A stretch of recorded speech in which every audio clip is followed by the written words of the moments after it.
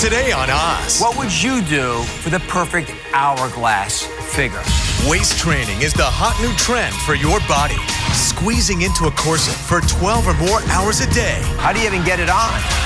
But at what risk to your health? Dr. Oz investigates. Plus, trapped in his own body, unable to move or communicate, his mystery illness, and how he finally broke free.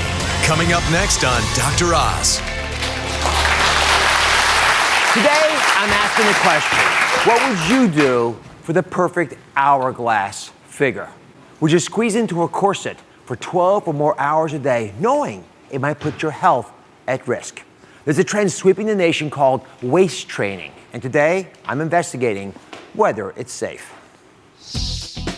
Kim Kardashian got the internet buzzing after posting this Instagram of her ample figure cinched inside a tight corset. But this wasn't just some fashion statement. Kim is the latest to jump on the waist training bandwagon, joining other shape-conscious celebs like Brooke Burke, Jessica Alba, and Snooki. Originally made popular during the Victorian era, women are once again pulling, squeezing, and tightening their way into corsets, sometimes wearing them for up to 12 hours a day.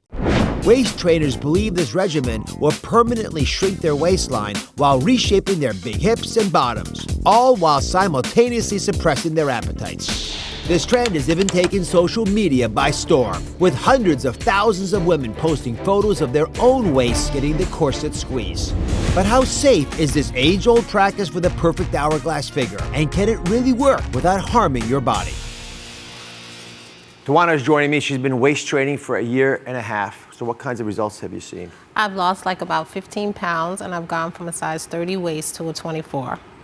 So I have a picture of you from before. If you just look at this for a second. Sure. You actually look pretty good in this image.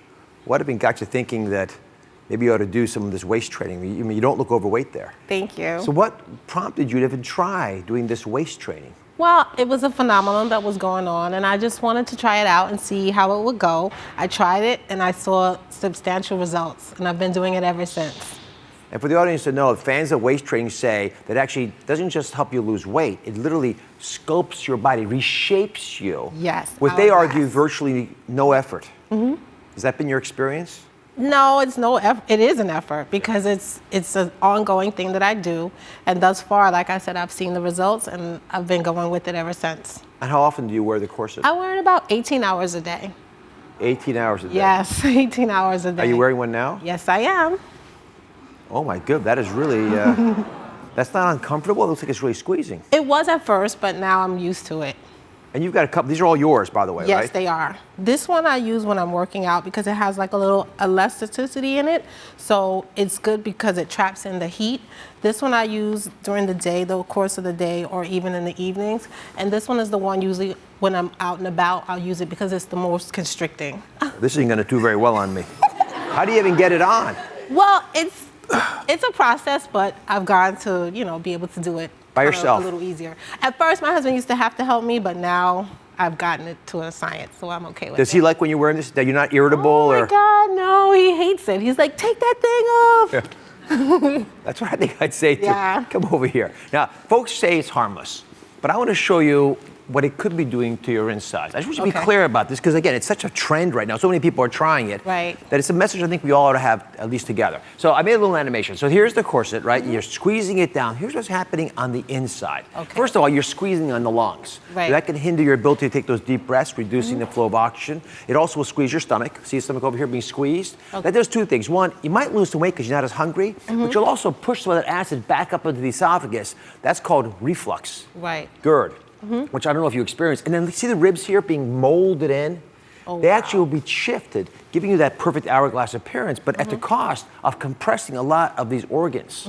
Organs that aren't supposed to be squeezed on. Right. So this is the theoretical problem. Oh, wow. But I didn't want to stay at theoretical. Okay. I wanted to actually find out what's really happening in women who are wearing corsets. So Tawana, you were kind enough to be part of this. Yeah. And I sent you to my colleagues at Stand Up MRI here in Manhattan, and we screened you first without the corset. So we took, just took you regularly into the machine there. You are getting the MRI done. Then when you put the corset on, and we redid the study, the exact same study, in order to figure out what was really happening inside of you. So let me first show you your baseline. Sure. Which the good news is you look normal on the inside without a corset on. Right, here you are. There's your spine, right? Here's the liver over here, some of your internal organs, your kidneys down here. You know, those key organs where there's supposed to be diaphragms right up there where your lungs are, that black stuff up there are your lungs. That's your baseline. What do you think we found when we repeated the MRI with the corset on? Probably some contouring of the organs. I'm thinking, I don't know. I'm hoping it's not too bad. A little trepidation? Yeah, a little. All right. So here's the image after the MRI. Okay. It was done with the corset on. A couple comparison points. And we'll go through these carefully, and some of them sort of confirm what you're finding. Sure. Your waist size actually shrunk by about 2 inches, but at a cost.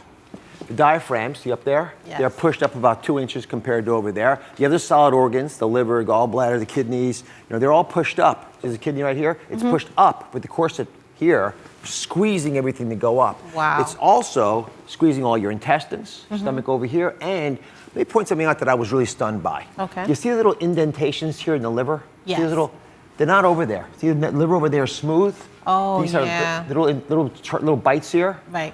Yeah, that's the rib cage literally being shoved into the side of the liver. Wow. I never actually imagined that these corsets would do that.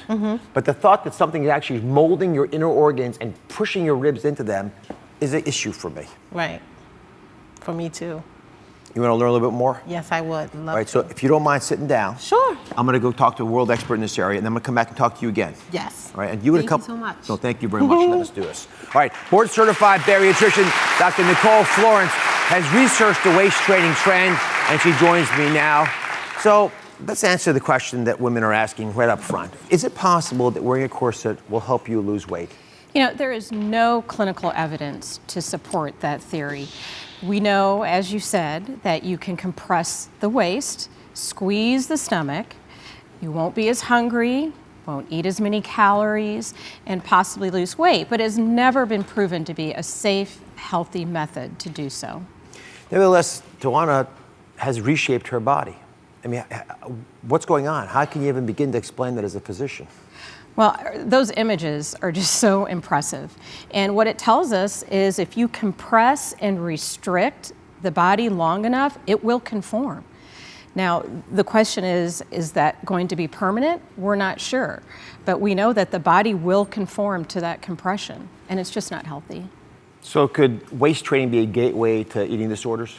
Well, I think it's definitely possible. You know, we always have to ask these women, what is your goal? And if there are self-esteem issues, distorted body image issues, you know, you get to the point where these women will go to any length to create a perfect body that they may never achieve. So it's a huge issue. So what are your biggest concerns? Is this dangerous, do you think? There are a lot of serious health concerns. We know that, as you showed in those images, when you press against the lungs, you are at risk for recurrent pneumonia. If the colon can't move freely, there's severe constipation. And if you can't return blood flow to your heart, it's going to affect your blood pressure, cause dizziness, and even fainting. You know, that was where the origin of fainting couches came from back in the day. Oh, you're kidding me. Yeah, the couch. They used to have couches women could collapse onto in the middle of events. Absolutely. So they could fall safely. The things women will do to themselves. It's amazing. Right. So if it's okay, I'm going to go back and talk to our women because I want to find out how we've influenced like a few women who are trying waist training. And again, I'm not arguing against the results. I'm worried about the possible consequences. So Jasmine, I'll start with you. You've been waist training for about 3 months now. I'd like to know what it's been like for you, but whether this conversation has also influenced you is important. It has influenced me quite a bit. I did not know that. Will I continue? Yes. I do love the results. It helps me tremendously with my workouts. It is something I will sit on and think about health-wise. How does it help with your workouts? It helps me sweat. Actually, it increases my perspiration, so definitely in that sense, it helps me with my workouts as well as my posture. It has helped my posture tremendously. Well, thank you for your honest feedback on that. Thank you. Jem, you've been waist training for about a year now. Yes. I have been doing waist training for a year, and it has helped my posture because I'm a secretary, so I do a lot of sitting, and it has helped suppress my appetite. I have sensational results, and I got taken back with the feedback. Yeah. The MRI scan. The MRI scan, and I'm just gonna, dial back a little bit about my hours because I usually train for about 8 hours with the waist center, and I work out with it, so I could, go down a little less. Fair enough. Let me turn to our original guest, Tawana. Yes. We used your body as the example with the MRI scan. Right. We've got some feedback from physicians, and I understand how alluring this is. What do you think? I'm kind of with the other ladies. I feel the same. Like, I saw the results, and I know that now maybe I need to slim back some on some of the hours. But as far as the results, like, I've tried weight sit-ups and different types of exercises, and has never contoured my abdominal area like this has. So I think I'm with them. I'm gonna skim back some on the hours, but I think I will continue to wear it, just not as much. Yeah. Well, you're all in unison on this. Yeah. You've all had good results. So let me offer, if I can, some thoughts. Yeah, I understand why women may long for a perfect hourglass figure. I just don't think constricting your abdomen and possibly putting your health at risk is the best option. At least do what these women are doing, which is scaling back, but revisit whether you should be doing it at all. Be right back. Next, a healthy boy stuck with a mystery illness left him speechless and unable to move. Assumed he couldn't comprehend or respond, he became trapped in his own body. How he broke free and came back to life is a story of hope and determination. Next. Put a little love in your heart. All month long, the ultimate guide to heart health. The power to save your heart is in your hands. All this February on the Dr. Oz Show.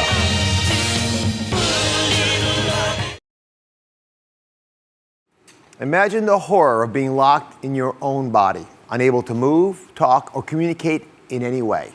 People think you're in a vegetative state, but secretly, you're aware of everything that is happening around you. How would you survive emotionally? This happened to Martin Pistorius, who calls himself Ghost Boy. Growing up, Martin Pistorius was a happy and healthy little boy. But when he was 12 years old, he came down with a mysterious illness that quickly took over his entire body. In a matter of months, Martin was unable to speak, move his body, or communicate, and doctors did not know what had caused it. For years, Martin was in a virtual coma. But 2 years into his vegetative state, Martin actually started to come back to life. But no one in the outside world knew it. Not his doctors, nor his family.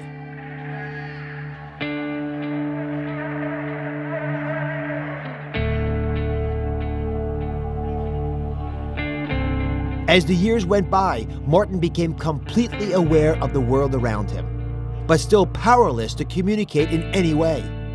Then, a very perceptive nurse realized there was something very alive in Martin. She urged his parents to explore alternative ways of communicating with him. So they bought him a computer loaded with communication software. Martin learned to use symbols and pictures to represent words, and an infrared beam attached to a band around his head to choose the symbols. He was then able to put together complete sentences. Today, at 39, Martin's mind and body are much stronger. He's now able to type what he wants to say on a standard keyboard. Although he still can't speak with his natural voice, I am able to communicate with my computer voice. Martin Pistorius has told his terrifying and beautiful story in his memoir, Ghost Boy, and I'm honored to welcome him to the show today. Thank you for being here. Now, I just want to warn everybody, since Martin speaks to his computer, I did give him my questions ahead of time, and he's programmed his answers, which I appreciate you doing. So I'll start off with a question I'm sure we're all asking. You're a healthy boy. You have this completely unknown, still to this day, mysterious neurologic condition that knocks out your ability to do anything. You're trapped in your body. What did it feel like for all those years? It is difficult to describe because there are so many emotions that it is overwhelming. But by far the worst for me was the complete and utter powerlessness. The fact that I had absolutely no control or say over what happened to me. Every single aspect of my life was controlled and decided by someone else. So what would you do day in and day out for all that time to occupy your mind, to keep busy when you're trapped and no one knows it? I often spent my days positioned in front of the TV watching Barney reruns hour after hour, day after day. To this day, I hate Barney. I escaped into my mind where I could live in my imagination. You know, I got to say, my children were young when Barney first came out, and although I do appreciate what he did for me, there's a point of resistance we all face. Obviously, I can only imagine what it was like for your parents. It takes a great toll on them. May I read something from the book? This is, I think, a breaking point for your mother that you describe so poetically. And the book really is poetry on pages. Mom was left crying on the floor. She looked so alone, so confused, so desperate. Mom looked at me. Her eyes were filled with tears. "You must die," she said. "You must die. You have to die." I longed to leave my life because hearing those words was more than I could bear. I can't imagine the pain of hearing a mother who loves you telling you that you have to die, you must die, you have to die. How were you able to forgive her? Obviously, in that moment, that was a really difficult thing to hear, particularly coming from my mom. I was shocked and upset by it, of course, but I never felt any hard feelings towards my mother for saying that. And if I'm honest, it wasn't something I hadn't already thought about.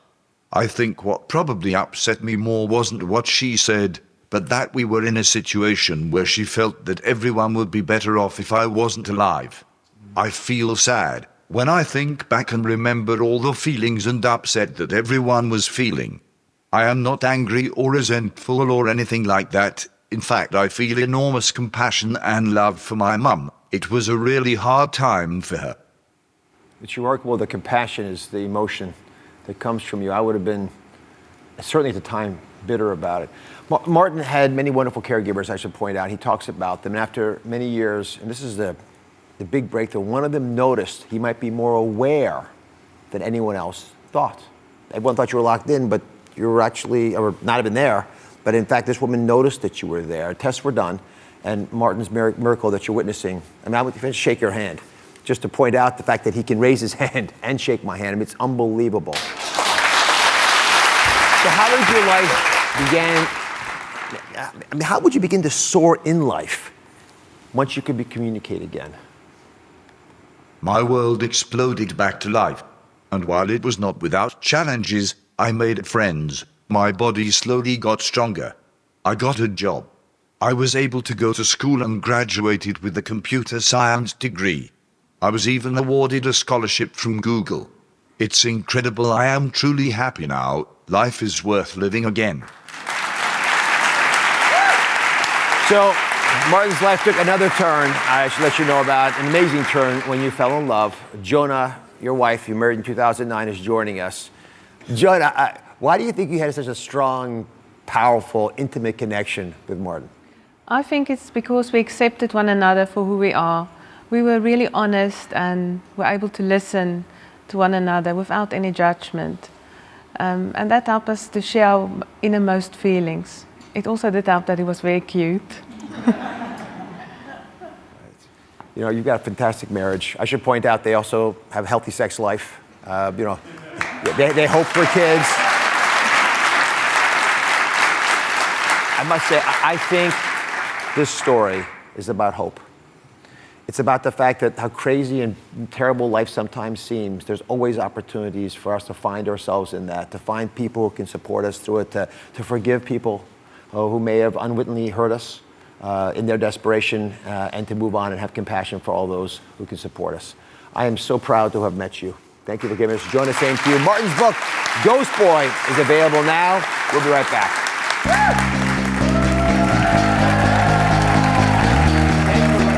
Next, are you looking to curl up and get comfy with something special? Maybe something cheesy, creamy, or sweet. Make a date with some amazing meals that will satisfy all your cravings without the guilt trip. Delicious recipes for healthy comfort foods. Coming up next.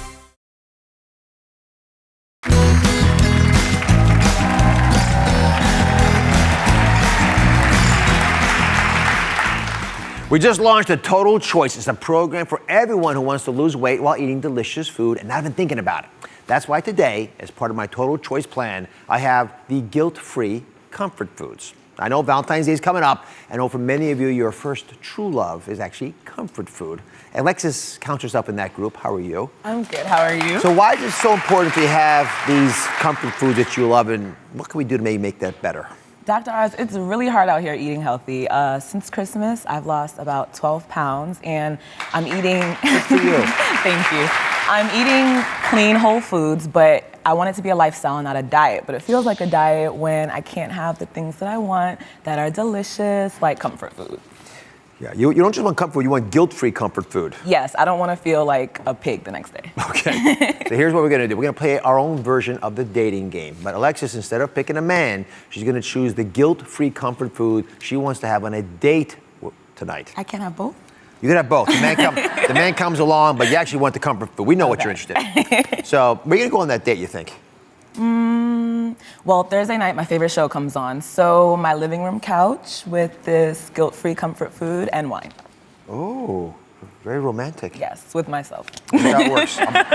With yourself. Let me give you the rules of the game so we all are clear on this. On the other side of the little curtain over there, just a few inches from you, are 3 guilt-free comfort foods that could be yours. Okay. But you're not gonna get to see them yet. What you're gonna do is, based solely on the descriptions that are given to you as you ask them questions, have to pick one. Okay. Are you up for this? I think I am. All right. They're all going to describe why they are guilt-free comfort foods. Let's get started. Comfort food number 1, please introduce yourself to Alexis. Hello, Alexis. Let me tell you a little bit about myself. I'm creamy, warm, and a very tasteful delight. Oh, that was erotic. That was nice. Comfort food number 2, say hello. Hey, Alexis, how you doing? People tell me I'm flaky, but who says that has to be such a bad thing? Oh. Sounds like pie. What a personality. Might be a pie. I hope he's talking about the food. All right, comfort food number 3. Say hi to Alexis. Hi, Alexis. I'm sweet and savory, and that's why you should pick me. These voices. I know. It took us a long time. You have to match personalities for the foods. All right, are you ready to begin? Yes. Take it away. Ask away. Comfort food number 1. First, tell me what makes you guilt-free. Well, Alexis, I cut back on the fat, calories, but not on the taste. I also use some whole grains just to throw a little extra fiber for you. Well, just for you. I do like fiber. They do care for you. I do like fiber. Gosh. All right. Comfort food number 2. Tell me why I can eat this and not feel a pang of guilt. Well, Alexis, I'm super lean, which means I'm low in fat, low carb, and filled with succulent vegetables. Succulent vegetables and super lean. All right, this is a great game. I love this. Make it sound so good. All right. Comfort food number 3. What is your secret ingredient that makes you so healthy? Well, Alexis, I added healthy fats to my ingredients because I care about your heart. Aww. He really is sweet, that number 3. Romance. Yes. All right. You want to take one more? This is such a hard decision. Take one more round of questions. Okay. Comfort food number 1. After a long day at work, I want a comfort food that soothes my stress. How can you do that? Well, I'll be hot and ready, right out of the oven. I love number 1. He's coming on strong. He knows exactly what lane he's in. All right. This is going to be hard. It's going to be. It's hard, these comfort foods, and they're guilt-free. It's hard. Comfort food number 2. I want a comfort food that takes a long time to eat and keeps me satisfied. How will you do that? Well, Alexis, I'm notorious for lasting much longer than my fellow counterparts. That And once you're done with me, you could wrap me up and save me for later. I think I'm done. I think it might be that one. Well, give the sweet guy a chance now, number 3. Okay, number 3. A comfort food has got to taste good. Comfort food number 3. How can you satisfy my craving? Well, Alexis, I'm the last part of your meal and the best part of your meal. But my ingredients also include a natural aphrodisiac. Wait a minute. Ooh, this is really hard. Now, before you decide, I'm just going to caution you as a doctor in the house that we vetted all 3 of these comfort foods. They all fit the nutritional and calorie guidelines for our Total Choices plan. So they fit in completely. Okay. You can pick any one you want. Okay. Ready for a drum roll? Let's hear it, guys. Oh, who's it going to be? Who is the lucky comfort food? Comfort food number 1. Number 1? Yes. She picks number 1. Because he was warm and sensual. Maybe I should have picked the aphrodisiac one. I don't know. Before we meet number 1, I want you to see what you missed out on. Okay. Comfort food number 2, come on up here and explain what she missed. No, that's just all right. This is a chicken pot pie. Ooh. And describe chicken pot pie a little for us. What do you like the most about it? It's super lean, low fat, low carb, stuffed with lean chicken and vegetables. And it smells really good. Yeah, but that's not yours tonight. Thank you very much, number 2. Number 3, come on up. You did not pick number 3. Although he was the last and best part of your meal. Alexis, chocolate brownies, fudge. chocolate stuff. Don't touch the merchandise. Nope. That looks pretty good. You did a great job. It smells good. Yeah, gently wafting, but it's not yours. I'm gonna come get that. No, you can't. That's not how it works. Thank you, number 3. Backstage. All right, are we ready now? Let's see, Alexis, you pick comfort food number 1. Perfect on a cold night on the couch. Come on over, number 1. It's rich and creamy mac and cheese filled with whole grains and protein. Don't worry about the other 2. I have mac and cheese for you. I love carbs. Yeah, are you proud of your choice? I am proud of my choice. You did a very good. So I can't have both, right? You know what? You can have both. Is that okay? Oh, I'm sure. It comes for the ride. Nicely done, Alexis. All right. You can find all these easy recipes for all these comfort foods, along with the whole Total Choices plan at DrOz.com. We'll be right back.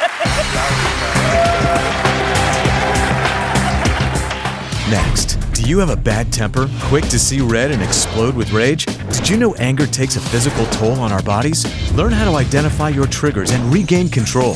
The Anger Diet to help anyone lengthen their short fuse is coming up next. Put a little love in your heart. All month long, the ultimate guide to heart health. The power to save your heart is in your hands. All this February on the Dr. Oz Show.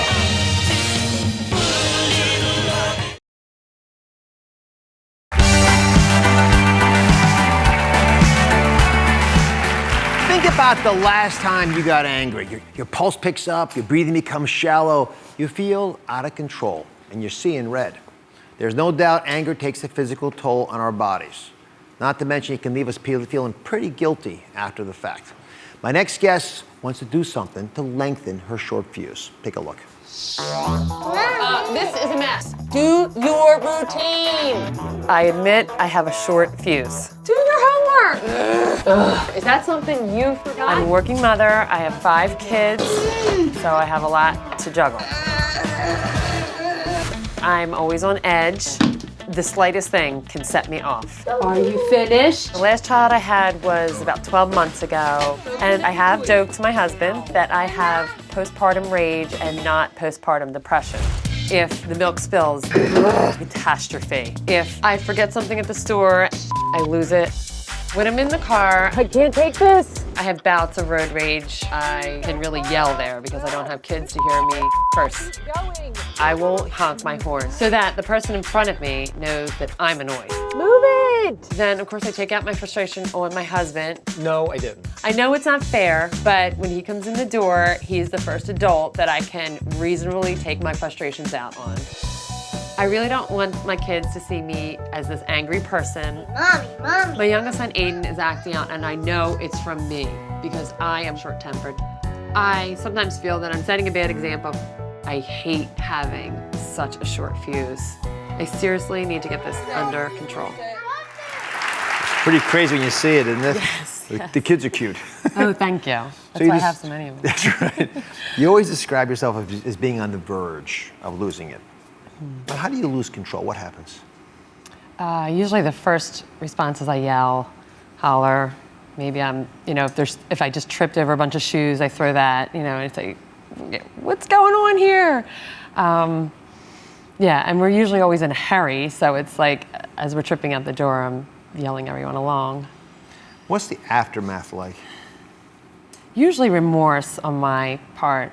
And then, like my communication breaks down. If we just had a spell where I was angry and I yelled, I feel like I can't come back from that and communicate properly with the kids or my husband. So that's the outcome is I have nothing else to say after I've exploded. So. Then you want to explode it yourself. Yeah. You do that. me take it back to the truth tube. I wanted to check a couple things on you. And I looked in the most obvious place, because you think about blood pressure when you think about yourself bursting out. So I wanted to know what was going on with yours. Okay. So we checked your blood pressure just before the show. Yes. And it actually is 119/81. Okay. Which is picture perfect. Good. Okay. That's very good, isn't it? Yes. Can I keep it there? Well, since you're so clever, the question is, why am I telling you that you're normal? So if your blood pressure jumps up the way I think it does, Yes. when you're angry at your husband Yeah. and all the other small things like that, your blood pressure will go up into the 144 to 96 range. Okay. That number is high blood pressure. Oh. Now, one of the challenges we face in our country is that we only check the blood pressure when we're trying to have you in a calm spot. Right. So we miss those bigger numbers. Yeah. But when your blood pressure goes high, especially if it was already high to begin with, you can have bleeding as blood vessels burst. Right. Obviously, it scars the arteries, leading to Yeah. hardening of the arteries over time. And there's this whole issue about the guilt that follows it, that actually breaks your heart. Yeah, that's one of the biggest things that I feel like I failed in that moment to be a good example and to relate to my kids. I mean, I try to have fun with them, like I make efforts to have fun with them, and then it's lost when I lose it and I'm screaming at them to get out the door, or why did they get rolling mud? But let's face it, it feels pretty good when you get angry because the kids rolled in mud, right? Right. It's like indulging in a piece of chocolate cake. Yes. At the moment, it just feels like the right thing. You feel vindicated. And I'm not saying never to do it, because that's what it calls for. Like I would never say never to have chocolate cake. But if you gorge on anger, Right. like you're gorging on a chocolate cake sometimes in our lives, metaphorically, it does cause permanent damage. Right. So that's the challenge. Yes. I don't want that to happen. Okay, I don't either. You don't. All right. So you're willing to make some commitments today so we can get involved in this? Yes, definitely. All right. We're going to put you on an interesting program. It's designed by renowned psychiatrist Sue Varma, who's joining us. She has an anger diet that anyone can follow, anybody, and run at home as well, to make sure that your fuses last a little longer. We're going to elongate that fuse a bit. Varma, diet's usually about restricting calories. It's about, putting boundaries on you, but you say we actually need an anger diet. Describe that. Yes, and Trisha, as I'm watching the tape, I can 100% relate to what you're saying. As a working mom myself, dealing with toilet training, sleep training, sometimes I feel like I want to just pull my hair out, right? Yeah. And I can get why anger in the short term helps you resolve the issue. It does release a little bit of endorphins. The difference is that there's something called productive anger and unproductive anger. Believe it or not, anger in small amounts, if it helps lead to a solution, brings people closer together, can be helpful. However, too much, too often, alienates people. Okay. And I'm going to give you a sort of 3-phase plan that's going to help you realize that you can prevent anger. There's something you can do when you start to get angry, and then once you're angry and it's done, and then you talk about the remorse, what you can do after that. Okay. All right. When we come back, we're going to walk through all 3 stages of the anger diet. Stay with us. Next, do you lose your cool at the drop of a hat? Give in to road rage or snap at your kids? Don't let anger put your body under physical and emotional stress. Learn the steps to prevent outbursts before they happen. The plan for everyone who wants to manage chronic anger. Next.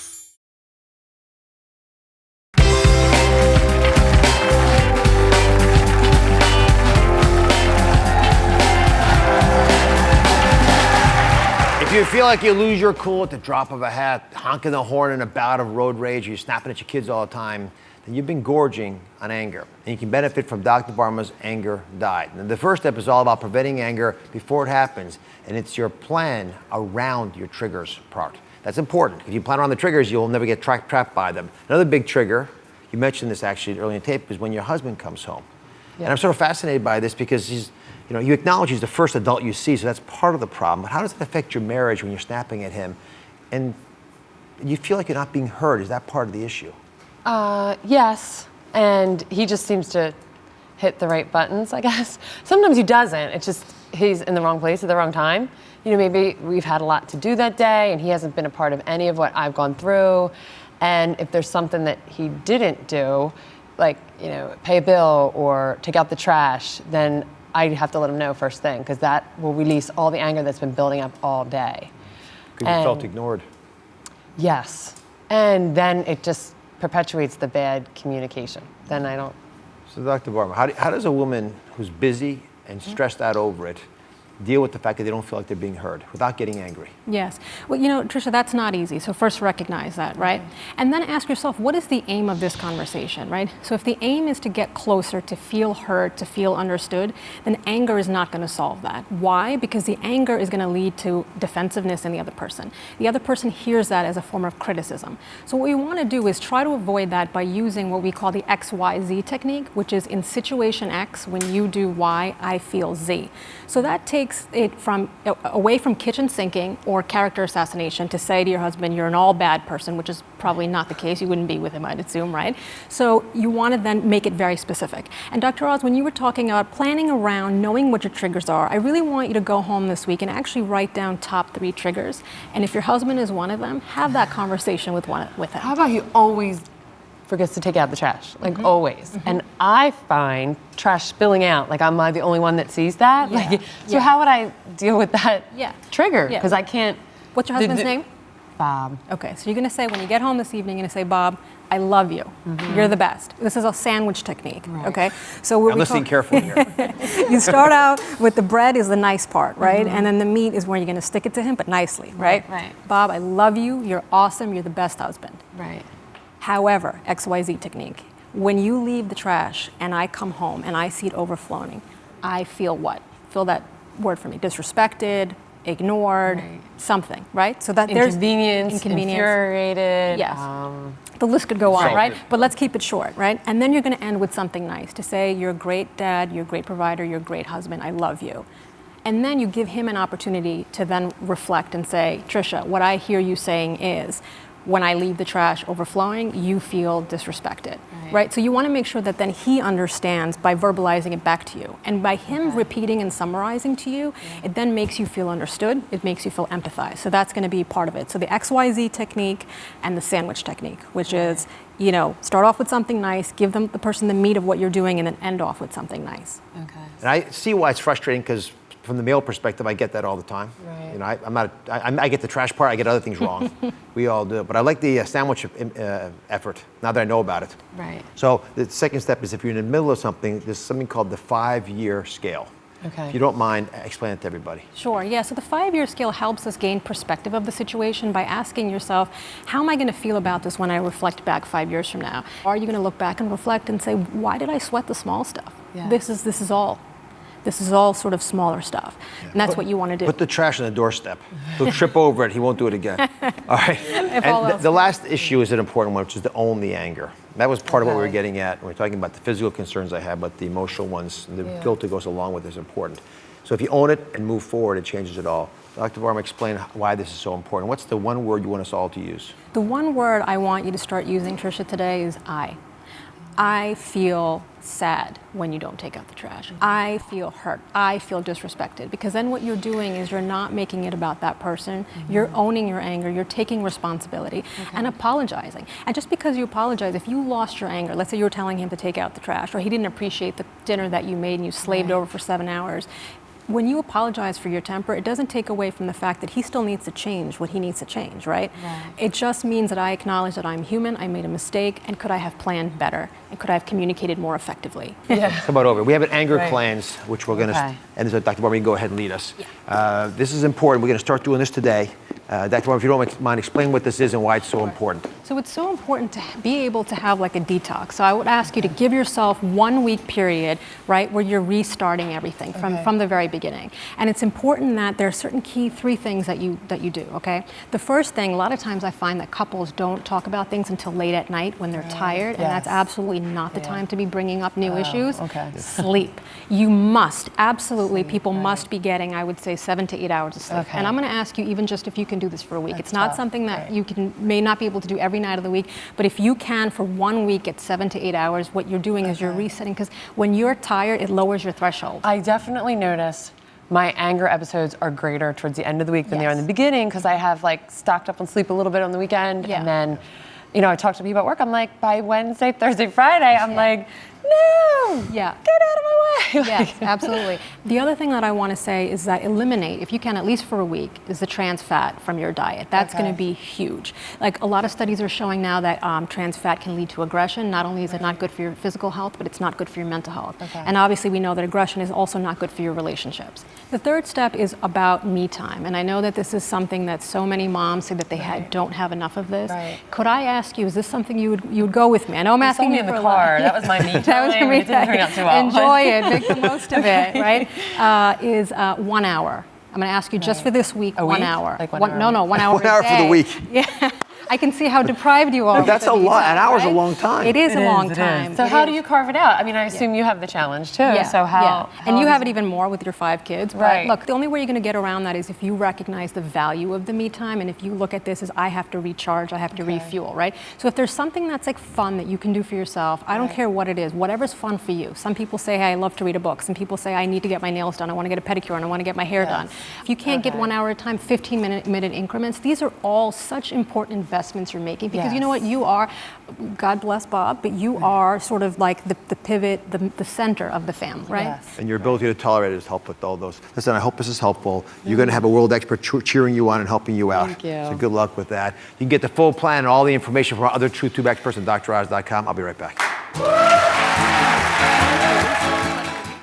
Put a little love in your heart. All month long, the ultimate guide to heart health. The power to save your heart is in your hands. All this February on the Dr. Oz Show.